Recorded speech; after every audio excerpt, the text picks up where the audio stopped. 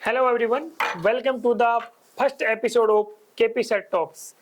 जी हाँ, आज engineer KP Yadav sir एक नई शुरुआत करने जा रहे हैं जिसका नाम है केपी सर टॉक्स, जिसमें हम आपको प्रत्येक महीने एक या दो ऐसे वीडियो के माध्यम से कुछ सकारात्मक देने का प्रयास करेंगे जो आपके जीवन में बहुत कारगर साबित होगा। मेरे साथ केपी सर हैं। सर, स्वागत है आपका। धन्यवाद सर। सर, आज का जो हमारा टॉपिक है वो है हमारा टॉपिक मोबाइल फोन वरदान या अभिशाप। क्योंकि आजकल की जनरेशन को अगर देखा जाए तो जो बच्चे हैं या फिर बड़े बुजुर्ग हैं या फिर बूढ़े हैं या फिर हमारे पेरेंट्स अगर हम कहें, सबको मोबाइल फोन का एडिक्शन होता जा रहा है। क्या कहना चाहेंगे इसके ऊपर? नमस्कार साथियों, आप सभी का स्वागत है इस शानदार एपिसोड में। और आज का टॉपिक बहुत ही शानदार है।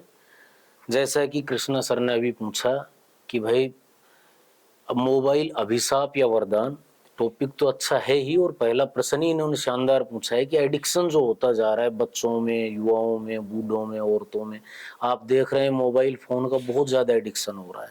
तो इस एडिक्शन का अगर हम फिजिकली को कारण बायोलॉजिकली देखें, अपने शरीर से देखें, तो एक डोपामीन हार्मोन होता है जो हमारे दिमाग से रिलीज होता है। डोपामीन हार्मोन क्या होता है? ये हमारी इच्छा शक्ति को जगाता है। जैसे हम स्विमिंग कर रहे हैं, स्विमिंग करने में हमें मजा आ रहा है तो हमारा मन करता है कि एक बार और स्विमिंग करें, लेकिन फिर थोड़ा मजा आता है, फिर अगली बार करता है एक बार और स्विमिंग करें, और ये आदि अनादि काल तक, अनंत काल तक चलता रहे। ये काम होता है डोपामीन का। एक अच्छा घर खरीदें, अच्छी गाड़ी लें। इसी प्रकार से जब हम मोबाइल फोन देखते हैं तो डोपामीन रिलीज होता है और वो हमको कहता है कि हम और देखें मोबाइल। और हमें बहुत ज्यादा, मतलब ये समझिए आप, एडिक्ट करता चला जाता है, हैबिचुअल करता चला जाता है, और धीरे धीरे मोबाइल हमारी आदत बन जाती है। जैसे इसका एक एग्जांपल मैं आपको बताना चाहूँ कृष्णा जी। जैसे हम लोग देख रहे हैं मोबाइल को तो हमारा मन करता है कि प्रोफाइल की एक और देख ले। ऐसा लगता है 2 रील और देख ले। अभी जाने से पहले, सोने से पहले 3 रील तो और देख ले। और फिर ऐसे 1 घंटे 2 घंटे बीत जाते हैं और हमें पता नहीं चलता। तो इसका मेन कारण एडिक्शन का ये है। और इसके साथ साथ मोबाइल की एल्गोरिथम जो है वो इस तरीके से कि एक बार जिस प्रकार का कंटेंट आप देख लेते हैं तो फिर आपको वैसा ही कंटेंट आता रहता है। और डोपामीन को यही चाहिए। डोपामीन डिक्टेटर बन जाता है, तानाशाह बन जाता है और हमें कंट्रोल करने लग जाता है। तो आज मोबाइल की स्थिति ये है कि हम मोबाइल के गुलाम बन चुके हैं। मोबाइल कि हम मालिक नहीं है, मोबाइल हमारा मालिक है। हम मोबाइल नहीं चला रहे हैं, मोबाइल हमें चला रहा है। कहीं ना कहीं ये बहुत भारी समस्या है। बच्चों में भी, औरतों में भी, बूढ़ों में भी, सभी में दिक्कत आ रही है। बिल्कुल सर, मेरा एक और इसी से लगता हुआ सवाल है, और सवाल ये है कि हमें कब पता लगता है कि हम मोबाइल फोन के एडिक्ट हो चुके हैं, फिर एडिक्शन में जा चुके हैं? क्योंकि बहुत सारे लोगों को जब अरे मैं तो 2-3 घंटे चलाता हूँ, 1 घंटे चलाता हूँ, उनको पता ही नहीं चलता कि वो कब मोबाइल फोन के एडिक्शन में चले गए। हाँ, ये बात बहुत जरूरी है।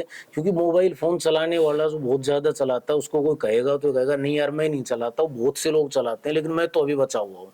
तो मैं आपको कुछ साइन बताता हूँ जिससे आपको पता लग सकता है कि आप मोबाइल के एडिक्टेड हो चुके हैं, आपको आदत पड़ चुकी है नहीं पड़ चुकी। पहली सबसे बड़ी चीज, मोबाइल ना मिलने पर बेचैन होना।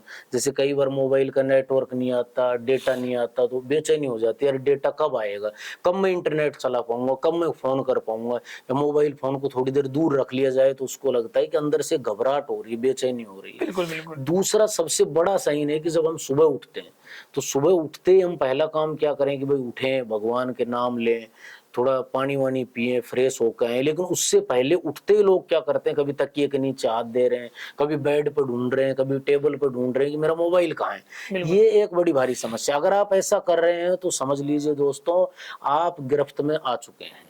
अगला साइन क्या है कि भाई आप, मतलब ये समझिए कि आपके परिवारजन, आपके मित्र सब आपको टोकने लग गए हैं कि भाई तू मोबाइल बहुत चलाता है। मतलब आप बात कर रहे हैं और कब मोबाइल हाथ में आ गया आपको पता ही नहीं चला।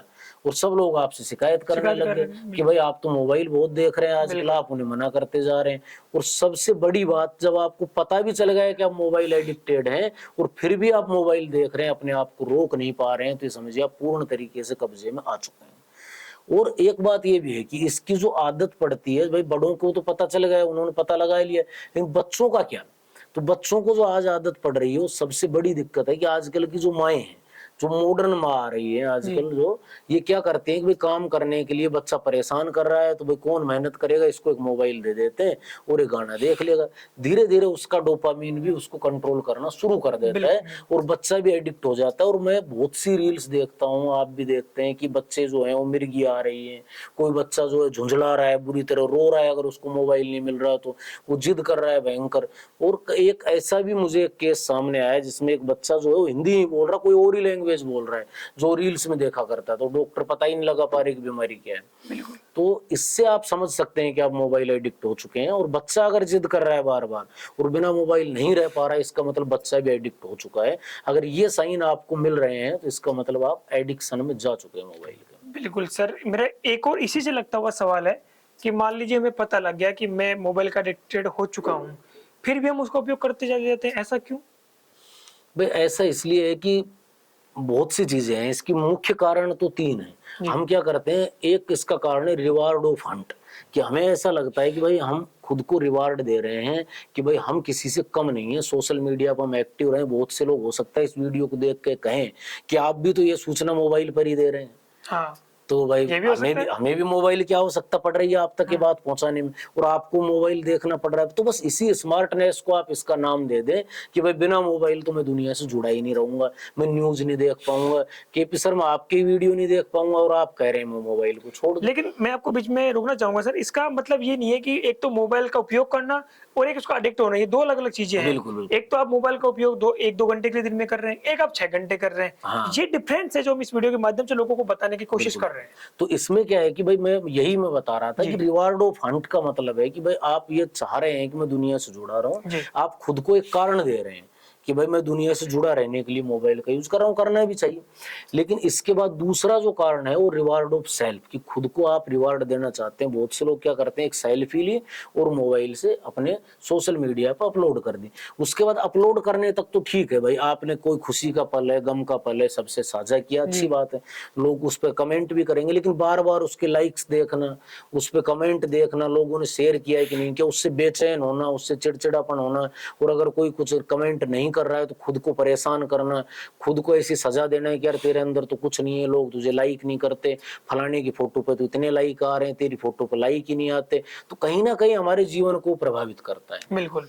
और तीसरी जो सबसे बड़ी चीज है वो ये है कि भाई हम रिवार्ड ऑफ सेल्फ के बाद हम ये सोचें कि भाई चलो मैं तो अवेयरनेस रहना चाहता हूँ, मैं स्मार्ट हूँ, मैं तो एक नए जमाने का व्यक्ति हूँ, इसलिए मुझे यूज करना पड़ता है। तो ये हम इसलिए इसको यूज करते जा रहे हैं, सब कुछ पता चलने के बाद भी। लेकिन यूज करें, जैसा कि अभी इन्होंने कहा भाई कम समय के लिए आप यूज करें, एक क्राइटेरिया आप बनाएं कि मुझे इतना यूज करना है, तो बिल्कुल सही। आपके मैं इसी बात में एक और चीज जोड़ना चाहता हूँ कि हमारे जो मोबाइल फोन स्मार्टफोन्स हैं उसके अंदर एक ऐप उसी सेटिंग्स के अंदर ही आता है कि हम इतने घंटे के बाद में हमारे फोन का ऑटोमेटिक डाटा ऑफ हो जाएगा या फिर ये ऐप हमारा चलना बंद हो जाएगा। हाँ, तो उसको काम में ले सकते तो उसको आप काम में लेकर के भी इसका एक समाधान ये भी हो सकता है।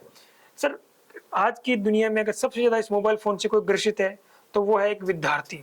उसको यही नहीं पता कि मुझे कौन सी कक्षा से फोन यूज करना चाहिए, या फिर अपना स्कूल के विद्यार्थी की बात करें, कॉलेज के विद्यार्थी की बात करें, चाहे कंपटीशन एग्जाम के विद्यार्थी की बात करें, पेरेंट्स के ऊपर दबाव डालते हैं कि साहब हमें तो फोन दिलाइए, हमें पढ़ाई फोन से करनी है, हमें तो ऑनलाइन एजुकेशन लेनी है। आपके हिसाब से विद्यार्थी को फोन का उपयोग कब से शुरू करना चाहिए? ये प्रश्न बहुत ही शानदार है कृष्णा जी, और मुझे लगता है कि भाई मैं भी 10 साल से एजुकेशन फील्ड से जुड़ा हुआ हूँ, और गार्जियंस को भी, अभिभावकों को भी ये जवाब जरूर सुनना चाहिए। मुझे ऐसा लगता है कि 12वीं क्लास तक तो फोन की कोई आवश्यकता होती नहीं है, तो बच्चे को पर्सनल फोन आप बिल्कुल भी ना दिलाएं। अगर कई गार्जियंस को ऐसा लगता है मेरा बच्चा ट्यूशन जाता है, हम तो वीआईपी लोग हैं, तो मेरे बच्चे को खतरा हो सकता है, तो आप उसे कीपैड का फोन दिलवा सकते हैं कि भाई वो आपको सूचना दे दे, बात कर सके, वो एक पर्पज होता है। इसके साथ ही अगर उसको कोई वर्क भी करना है, ऑनलाइन पढ़ना भी है, तो आपके फोन का यूज करें, आपकी जानकारी में करें। और सबसे बड़ी बात, आप सभी जानते हैं कि 9th क्लास में बच्चा किशोर अवस्था में आता है तो उसके हार्मोन्स में भी चेंज आता है। बिल्कुल बिल्कुल। बच्चा जो है वो एंटी सेक्स के प्रति अट्रैक्ट भी होता है।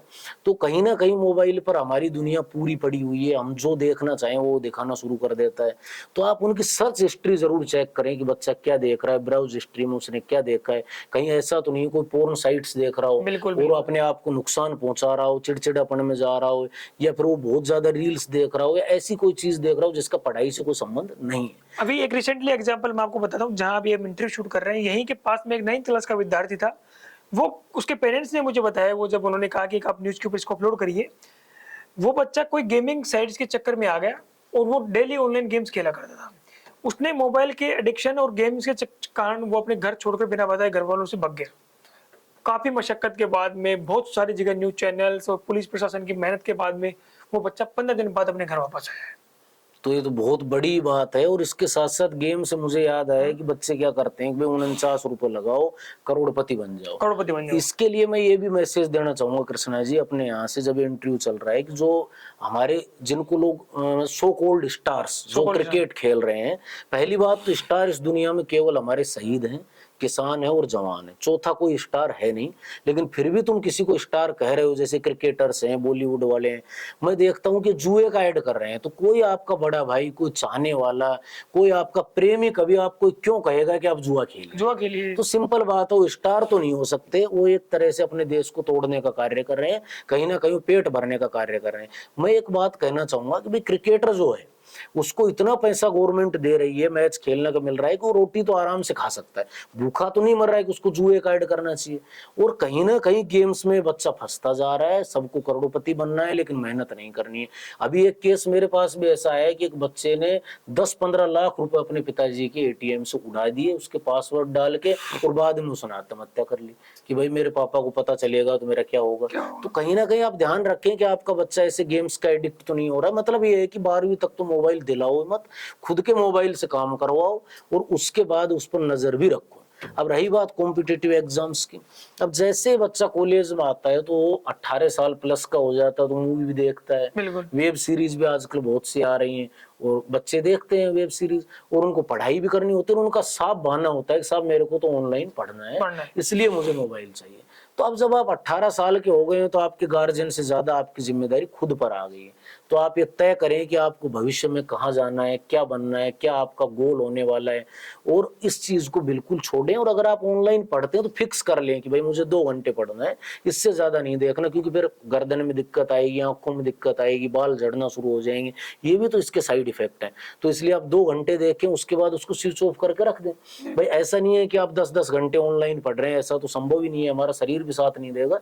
तो 18 साल प्लस वाले बच्चों को एक टाइम ड्यूरेशन बनाना चाहिए और उनको मोबाइल का यूज जो है बहुत वाइजली लेना चाहिए, बुद्धिमानी के साथ। बिल्कुल। मतलब उनको मोबाइल का मालिक बनना है, ऐसा नहीं है कि उसका गुलाम बनना है। बिल्कुल। ये उनको ध्यान रखना चाहिए और गार्जियंस को भी ध्यान रखना है कि 12वीं तक के बच्चे को मोबाइल ना दें। मेरा सेकंड लास्ट क्वेश्चन आपसे, मोबाइल फोन के क्या क्या साइड इफेक्ट्स हो सकते हैं? सर देखो, मोबाइल फोन के साइड इफेक्ट्स तो साइंस जो है, साइंस जब भी तरक्की करता है, क्योंकि मैं एक सॉफ्टवेयर इंजीनियर भी हूँ और मोबाइल्स के बारे में बहुत अच्छे से जानता हूँ, और ये आजकल सब कॉमन जानते हैं ये बात कि साइंस जब भी तरक्की करता है तो उसके साथ कुछ अच्छी चीजें भी आती हैं और कुछ खराब भी आती हैं। तो वरदान भी है, कहीं ना कहीं अभिशाप भी है।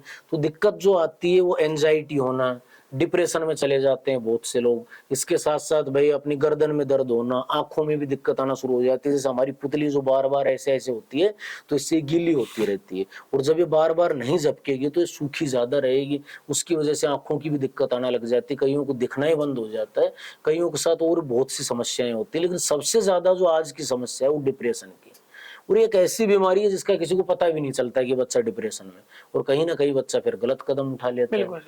तो और भी बहुत सी समस्याएं हैं, जब बच्चों में चिड़चिड़ापन हो रहा है, महिलाएं जो हैं उनमें भी दिक्कत आ रही है। इसके साथ साथ आप बात करें, कोई व्यक्ति यदि कार्य कर रहा है, वो 10 घंटे मोबाइल देख रहा है, तो उसकी वर्क प्रोडक्टिविटी में भी दिक्कत आती है कि उसके रिजल्ट उस हिसाब से नहीं आएंगे जैसे आने चाहिए, क्योंकि उसको प्रॉपर टाइम नहीं दे पा रहा है। बिल्कुल।